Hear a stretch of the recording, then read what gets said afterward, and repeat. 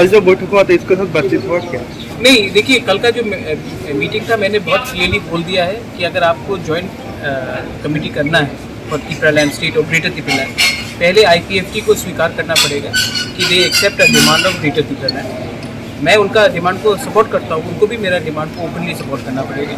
Second चीज़ है, मैंने कहा है कि हमको क्लैरिटी चाहिए कि ये डिमांड जब तक कोई नेशनल पार्टी हमें राइटिंग में ना दें, हम उनके संग अलायंस नहीं करेंगे, क्योंकि हमारा कमिटमेंट हमारे लोगों के साथ है और हम धोखा नहीं देना चाहते हमारे जनजाति लोगों को, त्रिभाषा लोगों को जो अभी गांव में है और उनके ऊपर हमारा आशा है। तो मैंने कहा है कि हम कोई भी चीज़ विदाउट राइटिंग में, विदाउट ब्लैक एंड वाइट में हम कॉम्प्रोमाइज़ नहीं करेंगे। 2023 में जो चुनाव होगा यहाँ पे कि अकेले लड़ेगा त्रिपुरा मोर्चा? अगर कोई ने मेरा बात नहीं माना तो मैं अकेला लड़ूंगा।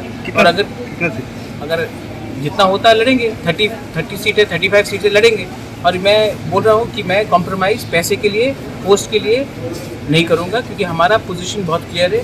जो पॉलिटिकल पार्टी हमारे संग आना चाहता है उनको हमें हमारा मुद्दा को एक्सेप्ट करना पड़ेगा और उनके संग आना चाहिए। एक ह्यूमर उठा जो तृणमूल का साथ अब एक साथ लड़ेगा, ये भी तृणमूल अगर हमें राइटिंग में देता है तो, लेकिन तृणमूल से आज तक मेरा कोई मीटिंग भी नहीं हुआ है, बात भी नहीं हुआ है। जो भी आए हैं, मेरा सुष्मिता के संग व्यक्तिगत तौर में बहुत अच्छा रिलेशनशिप है, लेकिन इसका ये मतलब नहीं है कि मैंने कोई अलायंस के बारे में बात किया है।